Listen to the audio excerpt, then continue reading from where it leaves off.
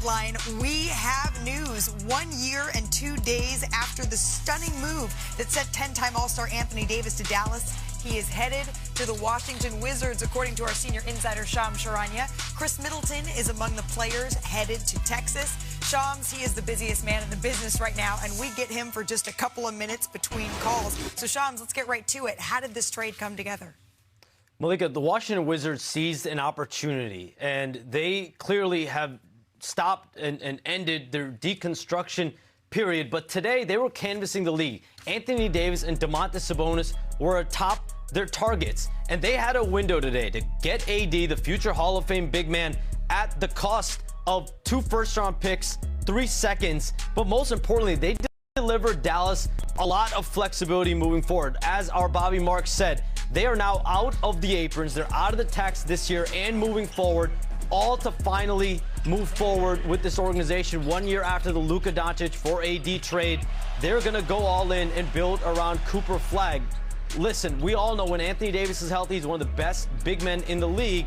It's just when he can get there, and we'll see if he can with the Wizards. But now you look at it. Anthony Davis, Trae Young, that's a devastating pick-and-roll duo. And then Alex Sarr has come on as one of the good young defensive big men. So you have a big men combination of Alex Sarr and Anthony Davis in that front court. This is a Wizards group that is turning the page and moving forward and is expected to have a high pick in this year's draft as well. Oh, and you have to imagine that Anthony Davis now gets to play his preferred position. He gets to be the 4 while Alex Sarr is the 5. Shams, I already see you working. You go. We'll see you back here in a little bit. But it is good to be back here with Brian Windhorst, Shanae McCain, Bobby Marks, my man Mark Spears. Y'all are twinning over there with the glasses and the outfit. Yeah.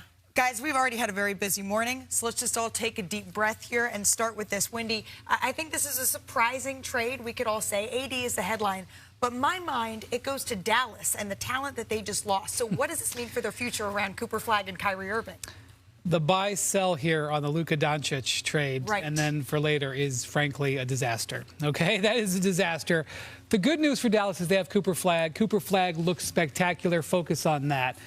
As Shams said, this is all about the price. The price for Anthony Davis is next to rock bottom. This is a glorified salary dump. But couldn't they have waited, and could his price have gone up? Could they have gotten more in return? I don't think so. Okay. I think they evaluated that the price for Anthony Davis is very low, and this is not an insult to Anthony Davis. This is just the reality. They did get 2 first-round picks in name, but the one pick is Oklahoma City's pick. That is very likely going to be the 30th pick in this year's draft. If they're passed by the Pistons, maybe 29th. The other pick that they got is top 20 protected 4 years from now. Okay, then the second-round picks. Basically, this was a salary dump, and Washington just couldn't say no to this. And so Washington is just doing something that is hard to do. They're going to be in a tank, and so I expect Anthony Davis to barely play at all this year, like Trae Young is going to play. And then as soon as Trae Young's going to play at all this year, they cannot, because their pick is top 8 protected. And as soon as they get that pick top 8 protected, they're going to flip the car around and say, okay, here we go. Let's go next year. We're going to go. Here comes Trae Young. Here comes Anthony Davis. They're going to be magically healthy, and they're going to have a nice high draft pick, and they're going to be ready to go. A meme has been unlocked. So this is sort of ideal for Washington, and this is kind of what Utah did yesterday. They're going to try to do the same flip as well. They're going to continue tanking and do the flip. That's ideally what you do, and that's what this trade deadline is about. It's a bold strategy. I mean, I've been doing this for 30 years. I've never seen a team go out and trade for 2 all-stars who are injured to keep their own pick this year, and then basically flip that rebuild to next year and hit the ground running. Can you imagine a healthy Anthony Davis and Trae Young, and then getting a top 5 pick with already Alex Sarr and Bilal Coulibaly and Trey Johnson here? As Brian has said, it's pre-free agency, and I think for Dallas, listen, Dallas had 2 ways to go here. They could have gone the way of acquiring a long-term salary and spin the wheels competing for the play-in, or wipe it clean, build the roster on Cooper Flagg, build up their draft assets. As Brian said, you get out of the aprons here and you move forward with a lottery pick in June. I can't believe I'm going to say this, but I really want to focus on the Wizards. I want to focus on the Wizards here. We all know what is going on with Dallas. They're going to rebuild around Cooper Flagg. But for the Wizards, it finally seems like they have a sense of urgency to try to compete. And you're like, how do they normally get these types of all-stars? Well, they have to do moves like this to land these players. And unfortunately, sometimes they have injuries or they have deficiencies. But I do like the pairing. Because Trae Young, we all know he can score, but also one of the best assisters in the NBA. And his biggest issue is defense. Having Anthony Davis behind him sort of masks that liability. And also, he's a pick-and-pop big, so 1-2 punch it's a good look. So what happens with Kyrie Irving now, right? Is he next? Right, that's the question. Doesn't look so. Okay. It's almost a year till he had his ACL injury, and I talked to his agent, Shatalia Irving, just a second ago. She said that Kyrie is just processing the changes, and he's still committed to Dallas. Source close to the Mavericks told me that they believe Kyrie is still committed to the Mavericks as well. Obviously, there's 24 hours to go. A lot could happen, but Kyrie's working out. Yeah. We'll see if he plays. Ms. Irving didn't give me any idea when he could be back. Okay. But in terms of his situation with Dallas now, they shouldn't bring him back. They shouldn't bring him back. They shouldn't win. Yeah. Everybody should tank involved here. And quite frankly, they don't have to trade Kyrie because they've done the hard work. The biggest problem that Dallas had was they were looking at massive luxury tax payments for next year on a team that was no longer properly built. Right. They can bring Kyrie back next year, see how he does with Cooper Flag.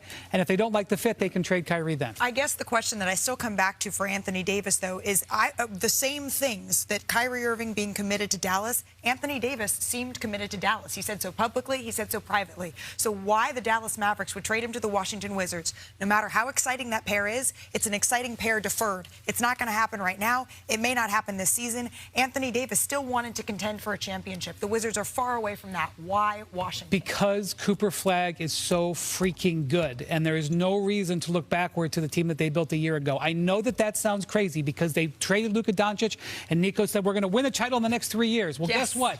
When they won the lottery, everything changed. Cooper Flag, and this is the thing, I know that Maverick fans are probably really upset, and they're like, well, this is just drama. Again, we're giving up, we're doing a salary dump a year after.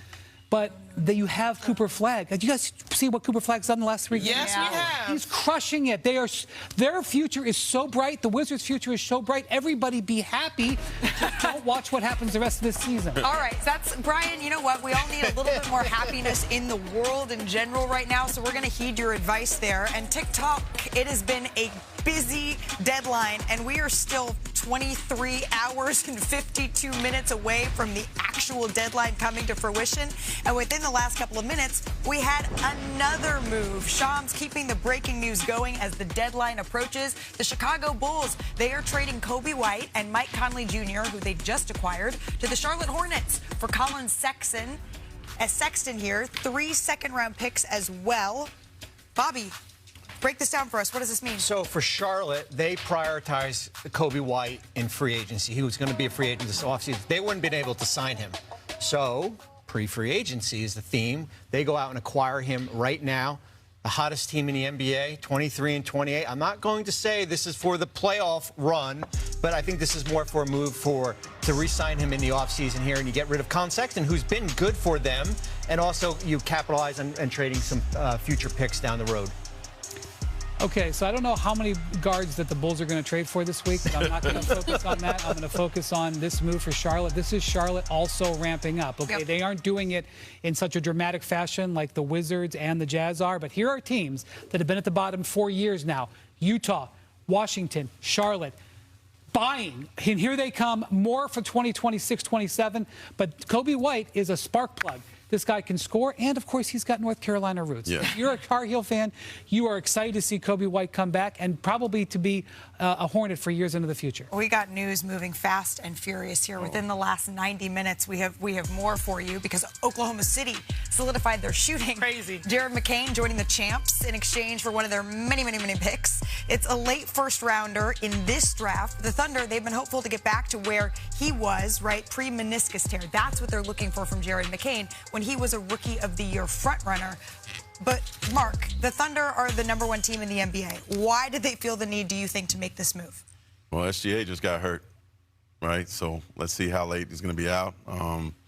It's not a great injury that he has. I don't think he turns around quick from that, so I guess that gives him some extra stability until he comes back. But McCain's a talent. You know, I was with the Sixers last night, and I'm in that locker room and saw all these guards. He was expendable. But when he was healthy last year, and I talked to their coach he was like, hey, he thought he was a starter until he got hurt. So that's a good pickup for the Thunder. With a number of their star players, as you're mentioning, hurt, this has been an assessment period for the Oklahoma City Thunder. And since January 1st, they've been shooting 34% from 3. So I do believe that's a need they probably want to bolster, and that's why they sort of make this look. I don't think Jared McCain comes in and replaces SGA with an abdominal injury here. But the Thunder, to me, it says we needed to look around and gear up here, Bobby. What does it say to you? It's a different strategy they've taken. They've always kind of consolidated their draft picks for other draft picks. Now they have consolidated their draft picks for players here. And they added a player that's 21 years old. Here's an Oklahoma City team. Never paid the luxury tax at all. 165 and 50 in the last 3 years, right? And now you add a 21-year-old McCain to this roster. And now they still have how many more picks? You've heard us talk about pre-agency. There's something else called the secondary draft. That's what this is. You take a player still on rookie contract, sort of draft him in this situation. I also want to point out that, Oklahoma City, they are in a position where they can take risks on players like this. People in the league think this is an absolute steal. This is the Thunder doing the Thunder stuff again. We have pre-agency. We have the trade deadline still coming up, and there is still more coming.